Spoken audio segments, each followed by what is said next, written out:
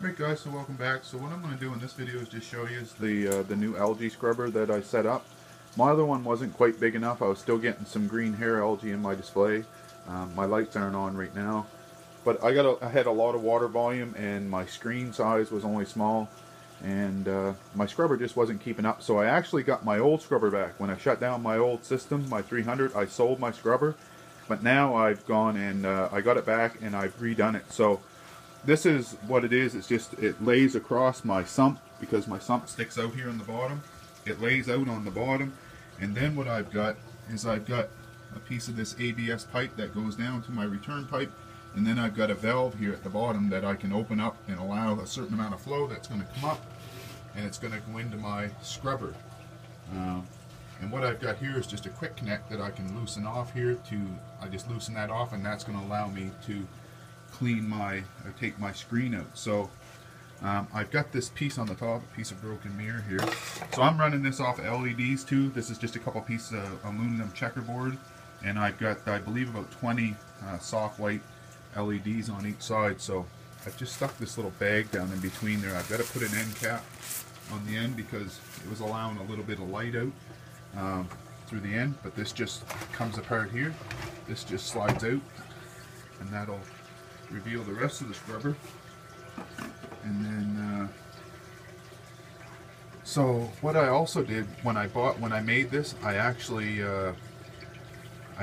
bought a piece of 3-inch ABS, because one thing that I found is right in the slot of where the screen comes out, the algae would always build up there, and then wouldn't get a nice flow. So what I actually did was bought a piece of 3-inch ABS, and I cut a nice slit in it that was, you know, a little bit, probably 1/4 of an inch or 3/8 of an inch wide, and that slides down over it. So now it gives me about an inch away from my main slit that comes out of my 1.5-inch ABS, and that'll keep the algae from building up right on the slit where it comes out, and then it'll keep my flow right. So I'm just going to try to get a view down here. I don't really want to tear this thing apart, but it's just an acrylic box, and then the LED panels on either side here, just the checkerboard, and then all I've got is a drain coming out the bottom, of course, that runs back into my sump, as you can see.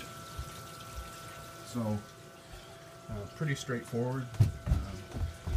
This is, I'm sure, is going to clean up my display, and I tested it last night, and these two, there was 25 or 23 watt LEDs, but it's only drawing about 50 watts a side, so it runs about 100 watts for this unit, which is really good, really, considering that's the only thing I'm running for filtration. You can see I got a skimmer down in here, but it hasn't been turned on for a long while, and I don't got any intentions on turning it on either.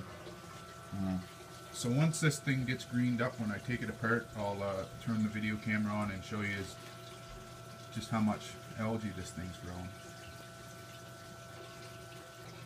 And I guess here's a view of it opened up here. So it just kind of sits in between, and then there's the LEDs on either side.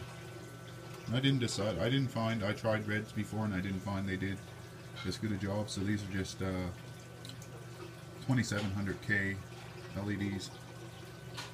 Good, nice even flow. So I just seeded the screen last night, so it won't take long, and this thing will green up and be pulling nitrates and phosphates. And there's that.